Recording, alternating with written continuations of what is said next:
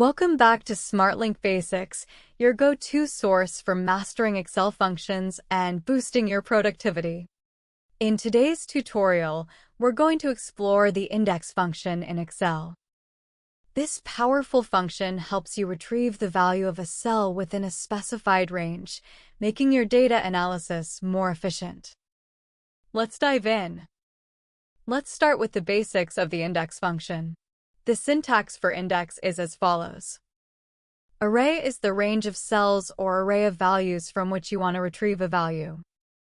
Row_number specifies the row number within the array from which to retrieve a value. Column_number specifies the column number within the array from which to retrieve a value. Now, let's look at our example. We have a table of sales data with columns for product ID, product name, and price. We want to find the price of a specific product based on its row and column numbers. Suppose we want to find the price of widget C. The price is located in the third row and the third column of the table. In cell E2, we'll enter our index formula. Start by typing =index. Next, we need to specify the array that contains the values we want to return.